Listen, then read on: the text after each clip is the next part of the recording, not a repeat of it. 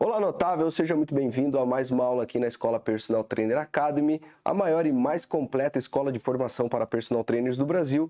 Eu sou o professor André Albuquerque e hoje, na aula de número 231, nós falaremos sobre elevação pélvica, uma análise biomecânica completa para desmitificar esse exercício. Olha só, porque a gente vai desmitificar, tem vários mitos a partir desse exercício, se ele é realmente um bom exercício, se ele funciona, quais são os reais riscos, qual a vantagem de realizar ele, será que ele é um exercício complementar, ou seja, não tem grande necessidade de ser realizado ou não, ou será que ele é um exercício fundamental? Qual o posicionamento dos pés correto, né? Então é o mais para frente, mais para trás, fico no calcanhar, tirando a ponta do pé.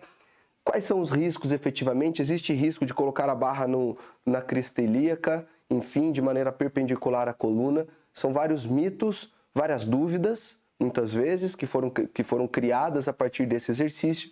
E hoje nós trazemos aqui para você, eu trago com exclusividade alguns artigos bastante recentes, que irão resolver muito dessas dúvidas, vai solucionar muitas dúvidas sobre a elevação pélvica e também a gente discutir um pouco biomecanicamente o que está acontecendo nesse exercício, qual a vantagem real dele, quando eu utilizaria e quando eu sugiro que vocês utilizem ainda a forma mais correta ou com o menor risco possível de ser executado esse movimento com os seus alunos que principalmente buscam saúde, que é a grande maioria, mas claro, vamos falar aqui inclusive da relação desse exercício com performance esportiva para todos vocês. Então, tablet na tela, por favor, que vocês já vão verificar aqui o primeiro artigo que eu trago para todos vocês. É um artigo de 2019.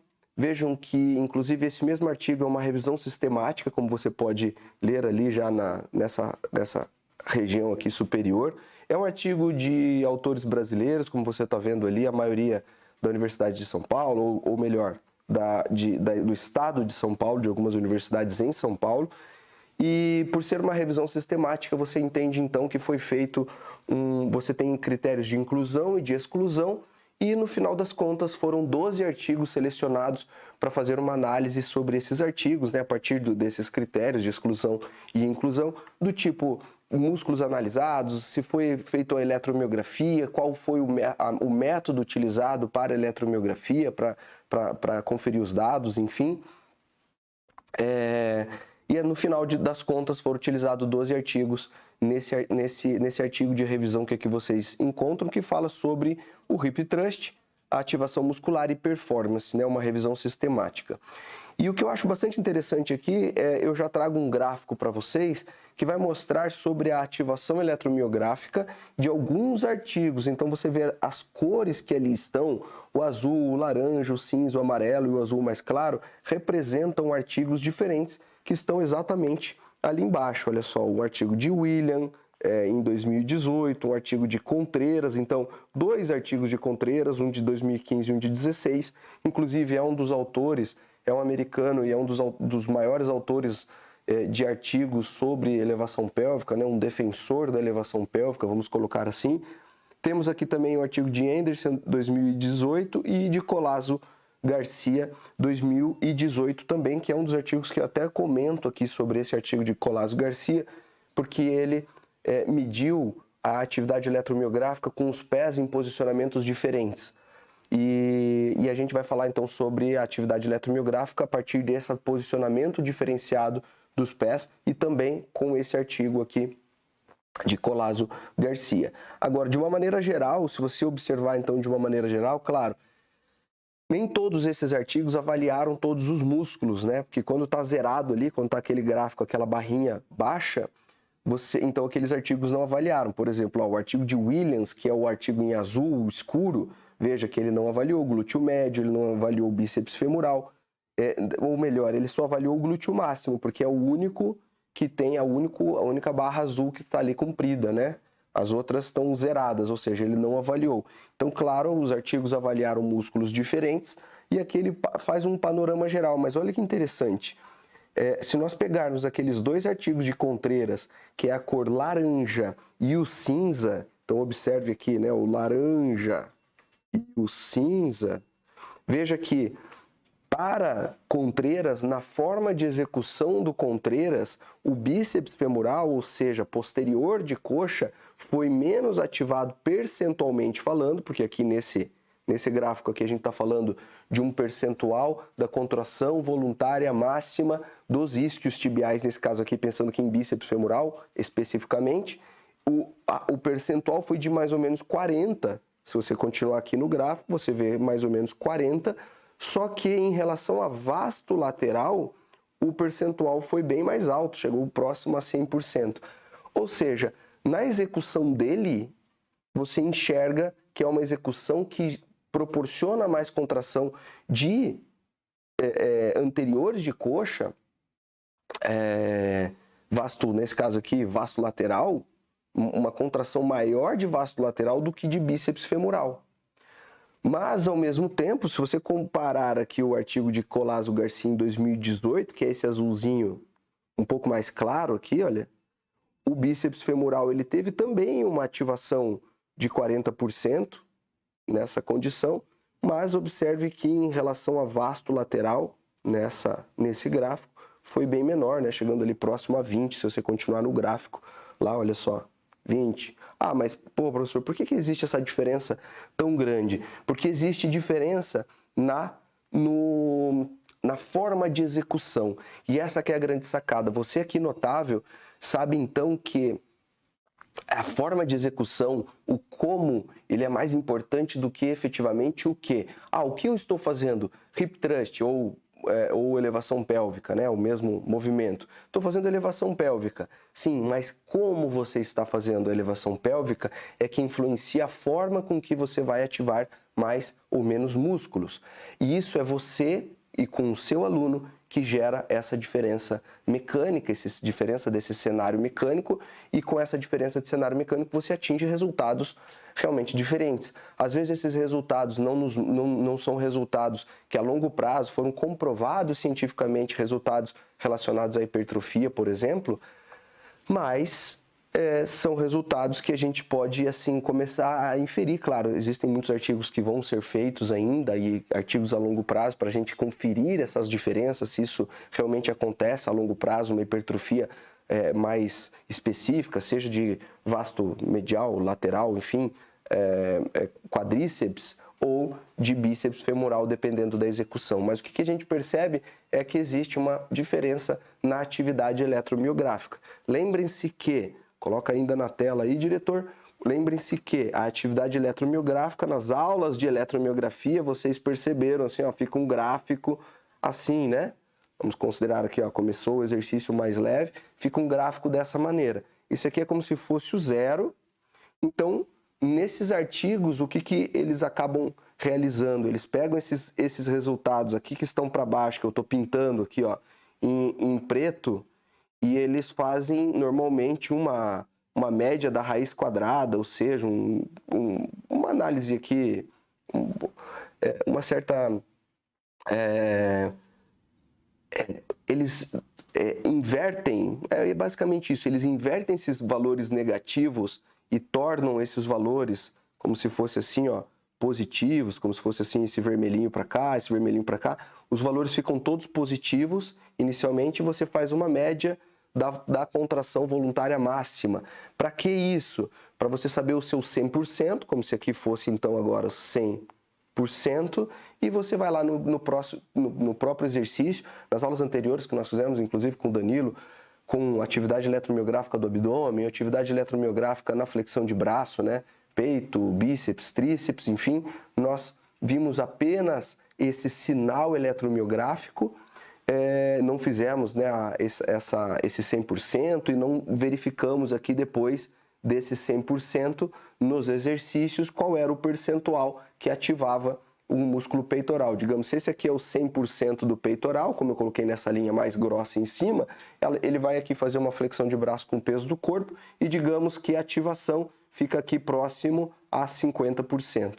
Assim que a gente verifica essa atividade eletromiográfica, e foi isso que foram feitos aqui nesses artigos, que aqui estão. Atividade eletromiográfica, lembrando mais uma vez que a atividade eletromiográfica, eletromiografia, ela não se assemelha, ela não tem uma correlação hipertrofia, assim, não é muito nítido essa relação. Então a gente tenta explicar isso de outras maneiras a longo prazo. Mas o que a gente consegue ver aqui, de maneira aguda, uma atividade eletromiográfica maior ou menor em alguns músculos especificamente. E a conclusão desse artigo aqui, a partir dessa revisão sistemática, é essa que aqui está. Eu vou falar essas etapas aqui para vocês. Olha, o A, que eu circulei agora. Então, que ele fala que o hip thrust, né, ou a elevação pélvica, favorece a grande ativação dos extensores do quadril comparado a outros exercícios convencionais. Então, eu tenho sim uma vantagem de realizar a elevação pélvica frente a outros exercícios convencionais, do tipo agachamentos. Me parece que a ativação desse exercício é maior, até porque quando você está com o seu quadril neutro, né, a gente percebe uma grande atividade eletromiográfica. Quando você está com o seu quadril neutro, inclusive o próprio músculo glúteo, está aqui na tela também mais uma vez para vocês, o próprio músculo glúteo, ele é um músculo que ele tem uma vantagem frente a outros músculos extensores do quadril quando esse quadril está mais ou menos zero ou quando você vai hiperestendendo ele. O músculo glúteo tem essa vantagem. Inclusive, se a gente for observar aqui mais essa região inferior, veja que o glúteo a gente separa ele, né? Eu consigo separar ele basicamente em fibras superiores e inferiores. Se você observar nessas fibras superiores, tem aqui a inserção delas no tubérculo do trato iliotibial e mais abaixo na tuberosidade glútea do fêmur. Veja que tem uma parte aqui realmente bem fixa no fêmur e a parte mais superior do glúteo máximo no trato iliotibial. Então, você observa que o glúteo máximo, a gente consegue ativações relativamente diferentes dependendo do posicionamento, né? E dependendo do eletrodo que você coloca, seja na parte mais superior ou seja mais nessa parte inferior do glúteo máximo. Então, pensando dessa maneira, eu vejo esse exercício como um exercício bem diferente do exercício agachamento. Afinal, a maior atividade eletromiográfica do glúteo máximo na elevação pélvica é quando o quadril está neutro, diferente do agachamento convencional, que você tem grande atividade eletromiográfica quando você está mais embaixo, quando o seu quadril está mais alongado. Então veja, alongado, grande atividade, e nesse caso, encurtado, grande atividade. São diferentes posicionamentos, diferentes maneiras de você enxergar o músculo glúteo máximo e o estímulo a esse glúteo máximo com diferentes exercícios. Também aqui, como conclusão dessa revisão sistemática, essa revisão sistemática está disponível aqui para vocês, então sugiro que mais uma vez que vocês leiam ela inteira, assim como eu fiz, para que vocês tenham uma visão realmente do artigo como um todo. Claro, eu trago alguns detalhes, um gráfico ou outro que eu achei mais interessante, ou, né, de uma maneira geral, a conclusão do artigo, porque fica mais fácil de vocês entenderem, né, o contexto, vamos colocar assim. E eles colocam aqui que a sequência, se a gente for pensar a sequência de ativações, de excitação dos músculos, é de glúteo máximo, eretor da coluna, dos posteriores e quadríceps. Como eu falei, eu discordo em partes dessa sequência, quando a gente fala, primeiro os posteriores de coxa são mais ativados, né? Ou do que quadríceps, que vai depender do posicionamento dos pés. Inclusive o artigo que eu tinha mencionado aqui anteriormente, de Colasso Garcia, em 2018, ele nos mostra isso, porque ele fez esse diferente posicionamento dos pés. E me parece, olha só, no número C, ou melhor, na letra C, que após ativação para potencialização, então fazer aquela ativação para gerar uma potencialização pensando em efeitos agudos, me parece que o hip thrust, né, o BHT aqui, ele quer dizer Barbell Hip Thrust, né, a elevação pélvica com a barra, é significante para gerar um sprint time, para você melhorar, improving, para você melhorar o seu tiro de velocidade, principalmente nos primeiros metros, vamos colocar assim. Mas, apesar de tudo, que ele coloca aqui inclusive no D, que outras investigações são necessárias, porque teve 2 outros artigos, um de Bishop, que mostrou que não encontrou essa diferença. Mas eu trago aqui para vocês um dos artigos que encontraram diferença nessa, ou melhor, uma relação, vamos colocar assim, uma relação entre salto vertical e o hip thrust na velocidade, no tiro de velocidade de alguns atletas. Inclusive, esse aqui também é mais um artigo de alguns brasileiros, como você vê aqui o próprio Irineu Loturco, um dos chefes ali do NAR, né, do Núcleo de Alta Performance, de alto rendimento, e também tem o Brett Contreras aqui auxiliando nesse artigo que aqui está. Esse artigo ele vai falar assim, olha, será que as direções verticais ou horizontais, né, em relação aos músculos, em relação aos exercícios de potência, nesse caso, quais exercícios de potência? Esse aqui, um salto vertical, ou aqui abaixo a elevação pélvica como um movimento horizontal. Quais são as relações desse salto ou dessa potência na elevação pélvica com a performance? E isso ele fez com atletas, que inclusive envolveu 3 atletas olímpicos. Se eu não me engano, foram 9 atletas no total. Ou 19, eu não estou lembrado agora, também mais uma vez esse artigo está disponível para vocês. Esse aqui é um artigo de 2018, e ele falou o seguinte, deixa eu ver se existe uma relação entre o salto vertical ou a elevação pélvica em relação à transferência desses movimentos para o sprint, para uns 100 metros ou 150 metros. E você vê aqui nesse gráfico que o hip thrust, ou seja, a elevação pélvica, né? Vou colocar aqui para vocês lembrarem só, caso vocês não lembrem que, ou não saibam que hip thrust é a mesma coisa que nós chamamos em português de elevação pélvica. Pronto. A elevação pélvica, ela teve uma correlação, um coeficiente de relação bom, principalmente nos primeiros metros.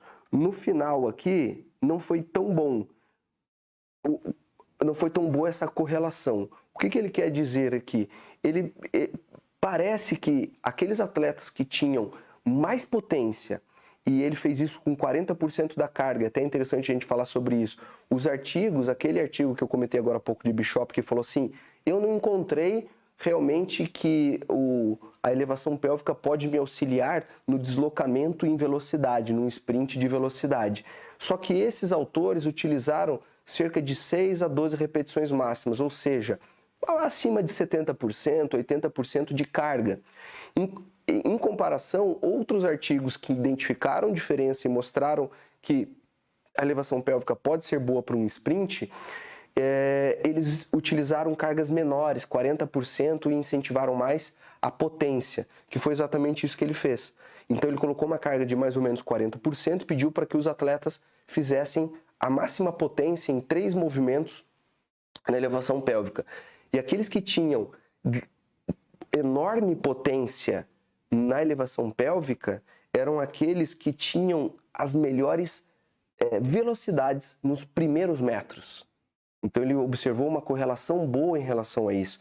As maiores velocidades nos primeiros metros. Enquanto que aqueles que tinham os melhores resultados em relação ao salto vertical, eles tinham melhores resultados mais próximos ao final desses 100 metros, por exemplo. No final dos 100 metros, tinha melhores resultados para essas pessoas que tinham maior potência no salto vertical.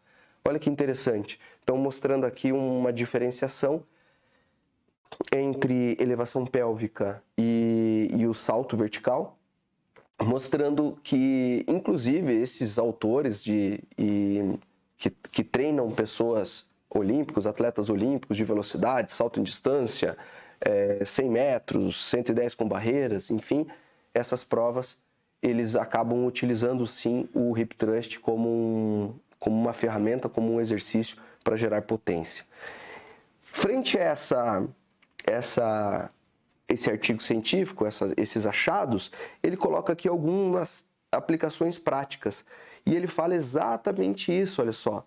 Baseado nesses resultados, eu vou colocar aqui em vermelho o que eu estou lendo, atletas com o objetivo principal de desenvolver velocidade relacionada à fase inicial, olha aqui, ó, fase inicial, você pode considerar esses exercícios com essa direção horizontal. Essa direção horizontal que ele está querendo dizer é exatamente a elevação pélvica, especialmente, né, aqui, ó, o hip thrust, como ele coloca aqui o HT de hip thrust.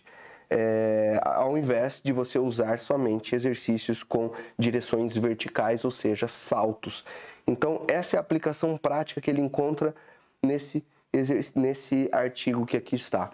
Frente a isso, eu estou, como eu falei, desmistificando, falando assim, cara, será que vale a pena utilizar esses exercícios? Claro que, pensando a longo prazo, a hipertrofia muscular, ela não foi avaliada. Tem um outro artigo que vocês devem ter já ouvido falar,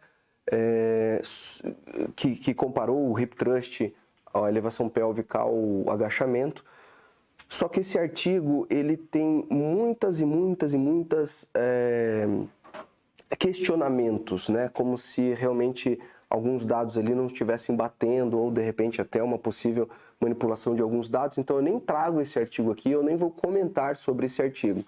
Vou falar para vocês que não é bom você utilizar esse artigo como referência, porque existem bastante controvérsias sobre esse artigo e parece que não é um artigo válido para a gente analisar. Então eu estou fazendo trouxe para vocês uma revisão sistemática que realmente é superior a um artigo único. Um artigo único aqui a gente vai observar dados diferentes, só que o que a gente vai fazer é muito além de observar um artigo único, é observar o cenário como um todo e também fazer uma análise biomecânica do cenário mecânico, tentar interpretar o que há de melhor para o seu aluno, claro, tentando aqui mostrar que há sim vantagens e desvantagens de você utilizar o hip thrust com os seus clientes. Você vai ter que entender como, quando você vai utilizar e aplicar da melhor maneira. Então o que a gente vai fazer é o seguinte agora. Vou colocar já o Danilo para fazer a elevação pélvica e a gente vai falando sobre essas dúvidas principais que vocês têm, que inclusive vocês me mandaram, e eu também, durante os meus cursos, eu sei das dúvidas principais e a gente vai mostrando detalhe por detalhe, além desses artigos que eu trouxe aqui para vocês, dessas informações. Vamos colocar isso na prática. Vamos lá? Vamos lá, Danilo?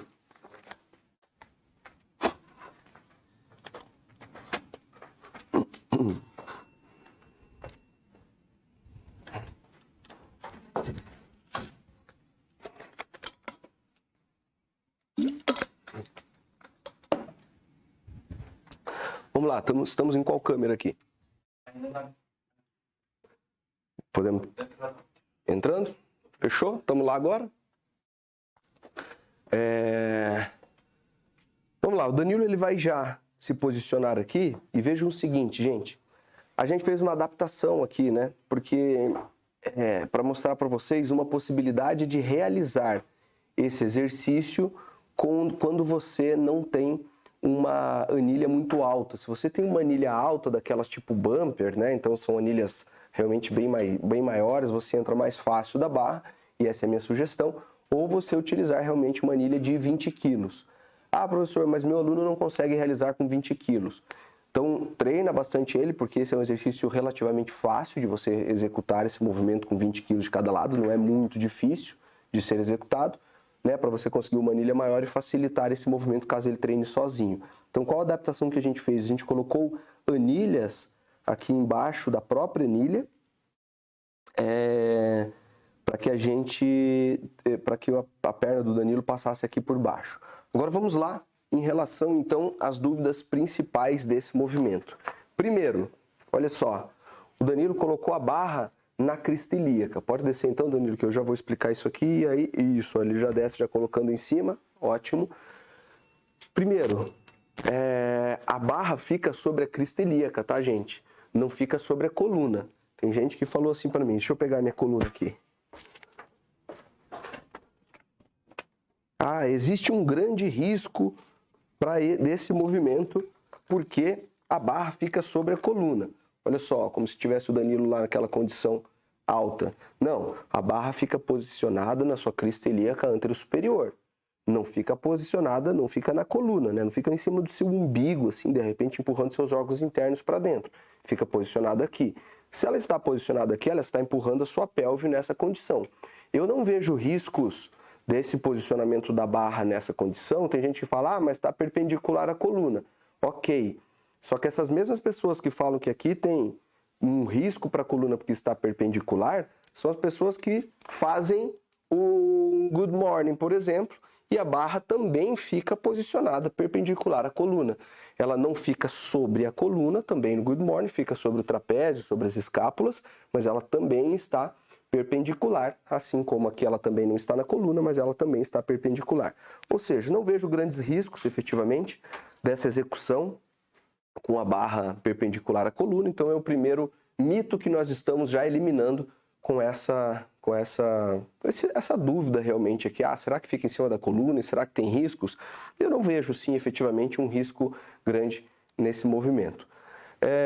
Segundo ponto, vamos pensar agora o posicionamento das escápulas, que é o que parte das escápulas, né, eu acabo colocando no banco.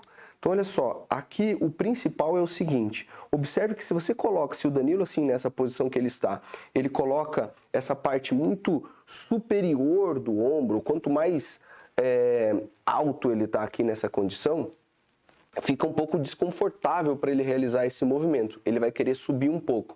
Até porque quando ele sobe um pouco, ele consegue empurrar o banco mais para baixo. Se ele está muito baixo, ele acaba empurrando o banco naquela direção, E qual que é o problema dele empurrar o banco naquela direção? Que parece que o banco vai escorregar. Então, desce um pouquinho assim, Danilo, isso, como se fosse isso, assim, ó. Se ele encosta muito nessa direção, olha só, o primeiro movimento dele, ele parece que ele vai acabar empurrando o banco naquela direção. Então, o banco muitas vezes tem que ser um banco rígido, assim, ser um banco muito daqueles levinhos, assim, não funciona para você fazer a elevação pélvica. O ideal é que seja uma caixa, e aí, claro, a caixa vai ter que ter alguma coisa ali para não machucar suas costas. Se você tem a máquina do Hip Thrust também é uma boa, porque normalmente essa máquina ela te gera um conforto para fazer o apoio das costas. Mas aqui nesse caso a minha sugestão então é que você realmente suba um pouco mais e coloque basicamente a borda inferior da sua escápula em cima do banco. Assim você consegue empurrar ele mais para baixo e aí ele fica mais fixo no solo. Porque se você empurrar ele, como eu falei, nessa condição, ele vai acabar, normalmente se você está fazendo com uma carga pesada, você acaba empurrando o banco para trás. Então o ideal é que você ou apoie ele na parede, alguma coisa aqui que deixe com que ele fique mais estável. Então o posicionamento ideal, no meu ponto de vista, é base da escápula, né, para te dar esse conforto maior. E agora, descendo aqui, já que a gente falou da escápula, vamos falar da coluna. Surgiu aqui algumas dúvidas em relação ao posicionamento da coluna nesse exercício. Observe que a sua coluna, ela, mesmo com a barra sendo projetada em direção perpendicular à sua coluna, você vai gerar aqui uma grande ativação dos seus posteriores e um pouco de abdômen aqui também para fazer o movimento. A partir do momento que você faz isso, você gera compressão novamente na sua coluna. E nós aqui notáveis já sabemos, inclusive já falamos isso em várias aulas quando nós falamos de saúde da coluna, nós sabemos que quando eu gero grande compressão, quando eu gero sobrecarga, eu estabilizo mais essa estrutura. Então, portanto, eu não vou pedir para o meu aluno fazer essa movimentação como se fosse isso, olha, retificando a coluna. Professor, mas aqui ele consegue uma ativação maior de glúteo nessa condição, porque o glúteo vai fazer, né, essa movimentação de tilt pélvico ou de retroversão. Realmente, aqui você vai conseguir uma ativação maior de glúteo. Mas lembre-se que nós não colocamos os músculos na frente das cartilagens. Como eu estou enxergando aqui que eu não estou conseguindo absorver bem essas forças na minha coluna com a minha pelve dessa maneira, eu vou manter a minha coluna neutra, estável e vou fazer a movimentação apenas com essa estabilidade. Vou fazer a movimentação apenas no quadril com a estabilidade da coluna. Fechado? Então, esse negócio de ficar inclinando a coluna, vamos fazer uma daquele jeito para eles entenderem o que eu estou querendo dizer. Eu vou afastar daqui só para... Isso. Olha só. Então, qual é a ideia? Primeiro, vejam que ele já subiu um pouco mais, né? Que é melhor posicionar dessa maneira, como eu falei, praticamente borda inferior das escápulas, mas tem algumas pessoas que estão fazendo exatamente assim, ó, exatamente, e vem puxando. Então, além de você fazer essa movimentação para baixo em grande extensão da coluna, olha só o que o Danilo fez agora. Vai lá, Danilo. Olha só. Grande extensão da coluna com sobrecarga, mais estresse aqui, mais sobrecarga para suas facetas articulares da coluna, principalmente lombar. E em cima, essas pessoas então que indicam exatamente, elas fazem essa retroversão, gerando agora uma retificação da coluna. Então você está trabalhando a grande extensão e a grande flexão da sua coluna com uma sobrecarga grande. Claro que se você está fazendo só com o peso do corpo, eu não vejo grandes problemas de você realizar isso, mas normalmente a gente faz elevação pélvica com grande carga,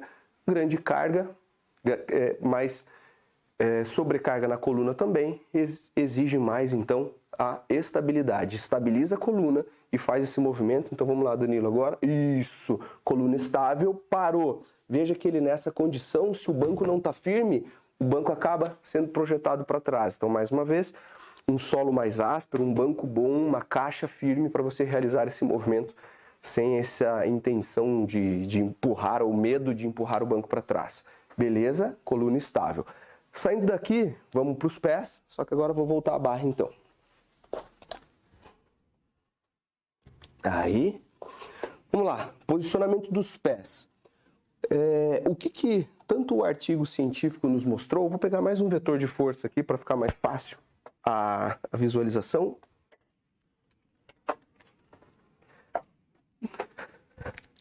Visualização de vocês aqui. Pronto. Tá vendo o pé dele aqui, diretor? Ótimo. Então, olha só. Flexiona seu joelho já para mim, Danilo. Ótimo nessa condição. O que tanto o artigo nos mostrou, quanto a análise biomecânica ela nos mostra. Lembre-se que se você sabe essa análise biomecânica, se você enxerga mecanicamente, você suspeita, né? Você tem uma noção muito mais fácil do que vai acontecer na eletromiografia. Afinal, a eletromiografia ela só é a consequência desses vetores aplicados ao corpo. O que acontece? Nesse artigo científico que eu falei agora há pouco para vocês, de Colasso Garcia, 2018, ele mostrou que os pés mais distantes, posiciona seus pés mais distantes e isso, mais afastados, gerou mais ativação de posteriores de coxa. Por que isso acontece? Acontece esse cenário mecânico, ele nos mostra que realmente vai gerar mais ativação dos posteriores de coxa, porque com os pés mais para frente, o pé do Danilo ele tende a escorregar naquela direção. Quer ver só? Para vocês entenderem ou imaginarem esse cenário, é mais ou menos isso. Ó. Se o pé dele está mais distante, o pé dele quer escorregar mais nessa direção. Se o pé dele está mais próximo, vai conseguir chegar aqui. Isso, assim, ó. Ótimo. Se o pé dele está mais próximo, ele acaba empurrando o pé mais para baixo. E não tem essa tendência de empurrar ele tanto naquela direção. Então, se o pé está mais distante, coloca mais aqui agora, coloca em cima. Ótimo. O pé quer escorregar muito nessa direção. Se o pé quer escorregar naquela direção, volta ele aí. Ótimo. Tudo bem aí, Danilo? Você está te machucando? Não. Não? Quer que eu ponha aqui? Eu ponho para você. Aí. Se o pé está sendo empurrado, então, ou melhor, está querendo deslizar naquela direção, como vocês viram, quando eu coloquei o rolinho, parece que ele quer ir naquela direção, existe uma força contrária que empurra ele para cá. E a partir desse momento, é uma força de atrito, né, que empurra ele nessa direção, mas eu tenho também um distanciamento bem grande. Imagina que se o pé dele está aqui para trás, traz aqui para trás, Danilo, só para mostrar. Olha só, então a reação do solo está nessa direção. Leva lá para frente, Danilo.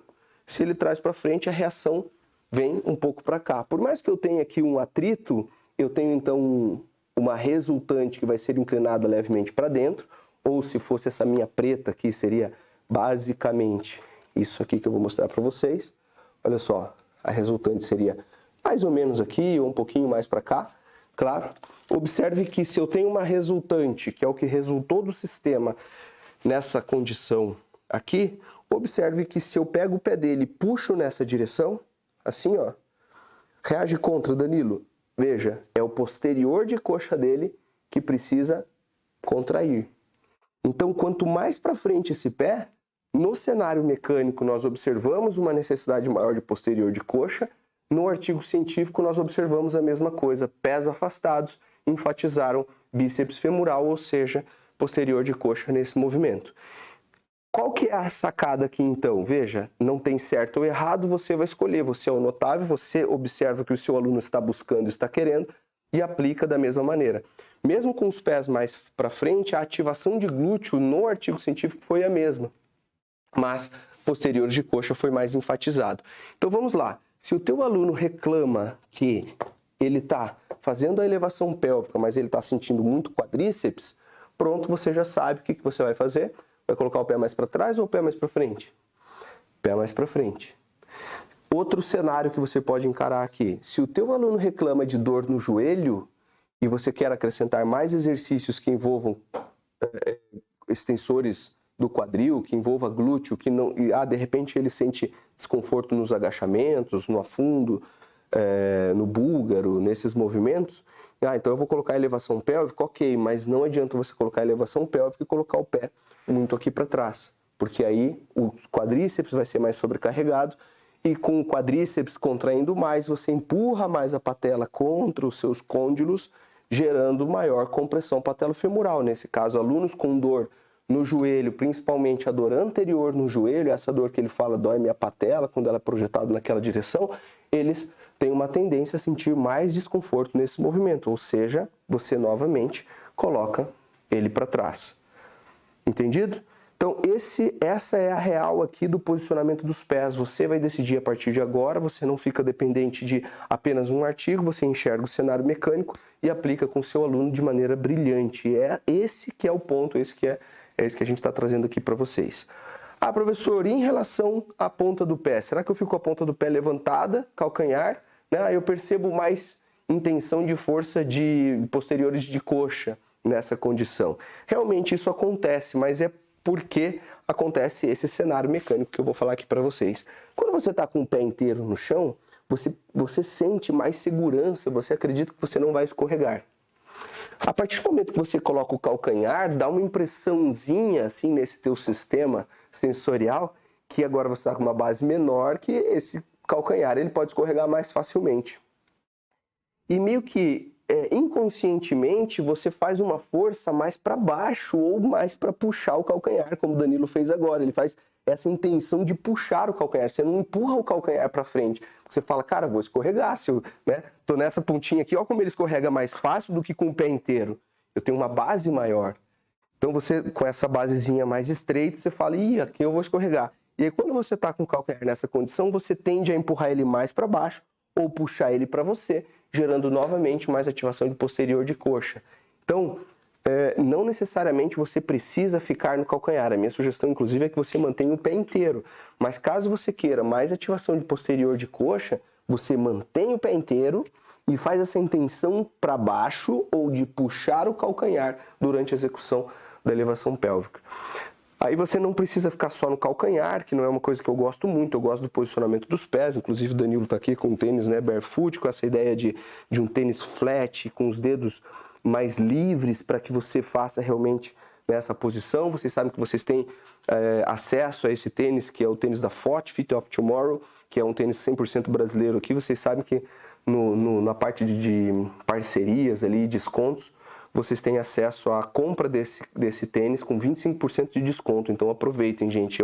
Na minha opinião, é uma tendência mundial. Americanos estão usando direto, sim, atletas. Podem perceber nos americanos que vocês seguem nas redes sociais. Eles têm usado muito esse tipo de tênis, que é um tênis flat e mantém a liberdade dos pés. Na minha opinião, um tênis biomecanicamente mais confortável, mais feito para os nossos pés, ok? Enfim, coloca os pés no solo, faz essa intenção de puxar, não precisa ficar no calcanhar, como ele fez agora. Execuções. Então, de uma maneira geral, pode trazer um pouquinho mais para isso, para perto de você, Danilo. Eu vou querer, basicamente, claro que quanto mais para frente, mais posterior, Quanto mais para trás, mais quadríceps. Então, um meio termo aqui é como se você quisesse equilibrar a força entre esses dois músculos e tentar se jogar mais a sobrecarga para glúteo. Basicamente isso. Ok, vamos fazer agora algumas repetições. Tá tudo bem aí? Quer alguma coisa? Uma almofadinha, alguma coisa? Veja, mais uma vez, ele... Perdão. Ele colocou o corpo dele mais para cima, justamente para ficar mais confortável no banco. Coluna estável, desce o máximo. Sempre eu quero descer o máximo, então veja, é bom aqui porque agora já passou das anilhas praticamente, né? Sobe. Se eu estou ajudando ele, eu tiro as anilhas, inclusive, para que ele faça o máximo de amplitude. Vamos lá, Danilo, mais uma vez. Bracing abdominal, costela. Eu não quero essa costela saltada. Salta a tua costela. Isso, eu não quero essa costela saltada. Eu peço bracing, estabiliza, umbigo levemente para dentro, engessa o tronco, desce quadril, ótimo, e sobe. Aquele artigo de Collazo Garcia, ele também observou que quando você coloca uma mini band aqui, para ele não teve uma grande diferença para glúteo médio, né, nesse artigo científico. Mas me parece aqui que, claro, vai depender dessa intensidade da mini band, mas me parece aqui que sim, que se eu empurro as coxas dele nessa direção, eu consigo uma ação maior de glúteo médio. Vai depender aqui do meu mini band. Então empurra contra minhas mãos, isso, e sente mais o glúteo médio, né? Tá fazendo uma abdução com quadril neutro, né? Mais embaixo isso não vai acontecer tanto, porque a gente sabe que o glúteo médio, na aula de músculos que invertem suas funções, vocês também têm acesso a essa ideia aqui que eu tô falando. Vocês sabem que o glúteo médio ele inverte um pouco a sua função quando está com o quadril fletido. Agora, nesse mesmo artigo de Collazo Garcia, vamos aproveitar que senão o Danilo vai cansar, ele falou, não, pode descer, Danilo, deixa eu voltar aqui um pouquinho para cá para ti. Isso, para não ficar em cima do seu quadril, não te machucar. Pode levantar aqui, ó. Aí, nesse mesmo artigo, ele mostrou o seguinte, que pés um pouquinho afastados e levemente assim, rodados para fora, teve uma ativação maior de glúteo. Né? O que me parece aqui quando você faz esse posicionamento? Que você está usando mais uma ação do seu glúteo, que é a abdução e essa leve rotação externa. Então, ao invés de você usar só a extensão do glúteo, já que isso aqui é bastante, a extensão do quadril, já que é o movimento principal, vamos colocar assim, a extensão do quadril, você com esse leve afastamento e posicionamento assim das pontas dos pés, e caso ainda tenha uma mini band aqui, você acaba utilizando bastante todas as funções do glúteo, né, de rotação lateral ou rotação externa, de abdução e de extensão. Então eu gosto desses pés levemente afastados assim, acho que é uma boa possibilidade para execução.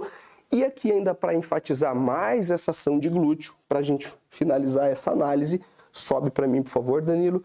Eu vou buscar o máximo de extensão. Lembre-se disso, estabiliza, eu vou buscar o máximo de extensão como ele está fazendo, olha. Sem sobrecarregar a coluna. Para não sobrecarregar a coluna, costela, né, bracing abdominal nessa condição. Desce, Danilo.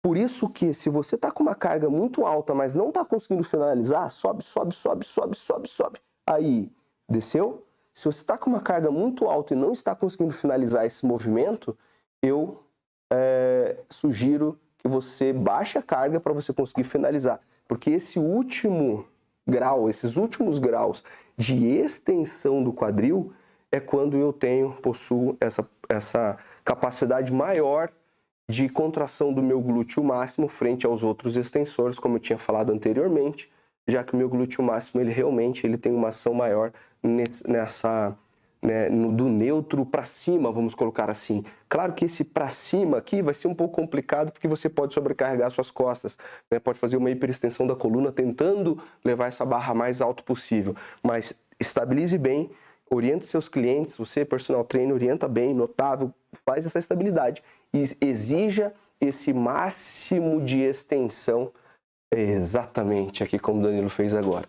Tá? Porque essa posição final, ela realmente gera uma ação bem grande de glúteo. Você vai perceber isso, que o seu glúteo ele funciona muito mais aqui nesse final de movimento do que até lá embaixo, né? Até pela questão mecânica do movimento aqui também, ele funciona mais na parte de cima.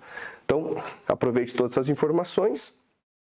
coloca na sua prática, treina. Lembrem-se que vocês notáveis precisam realizar o movimento também. A prática faz parte dessa experiência e da aplicação prática junto com os seus clientes, né? Para quadril, para essa extensão como um todo. E aqui a gente foi falando de várias dúvidas para vocês: posicionamento dos pés, rotação, mini band, coluna, banco, escápula, quadril, posicionamento do quadril, tudo isso para você. Tem mais alguma dúvida que eu deixei de falar? Acho que não, né? Exatamente, eu estava até lembrando disso aqui agora. Olha só. Ah, professor, eu quero de repente fazer uma pré-ativação de glúteo nessa movimentação. Então, eu vou mostrar para vocês agora o que nós podemos fazer nessa condição. Olha só. Vou fazer uma pré-ativação.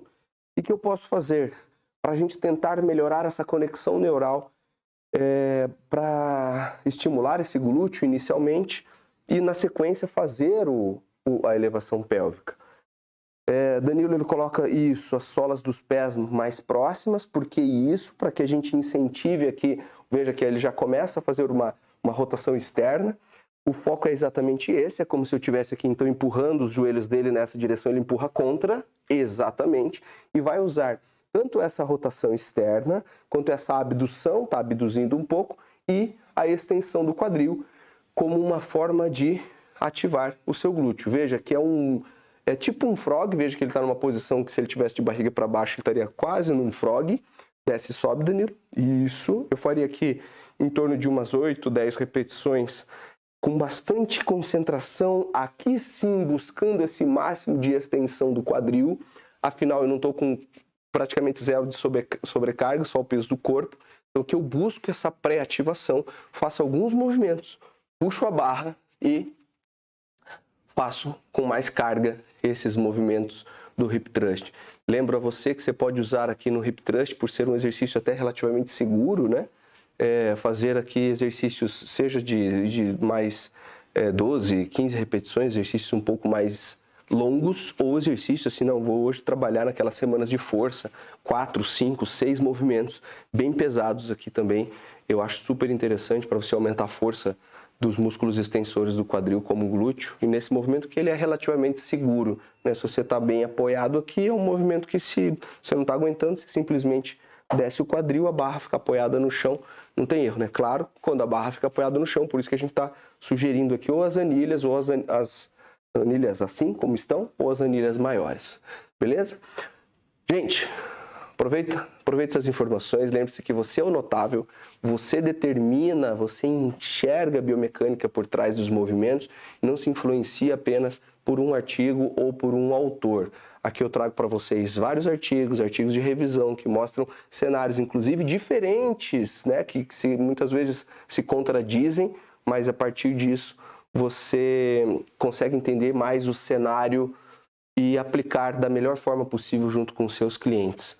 Leia, aplique, estuda, leia o artigo científico que está disponível aqui embaixo, entenda desse cenário mecânico. Para entender mais desse cenário mecânico que eu mostrei agora, lembra vocês, aula 148, 149. Falei dos músculos inversores aqui também. Se você clicar na lupinha e colocar lá músculos que invertem sua função, você também vai encontrar essa aula para estudar um pouco mais. Vai completando todas essas informações para você cada dia ser mais notável junto conosco aqui na Escola Personal Trainer Academy, na maior e mais completa escola de formação. Valeu, um grande abraço, nos encontramos semana que vem.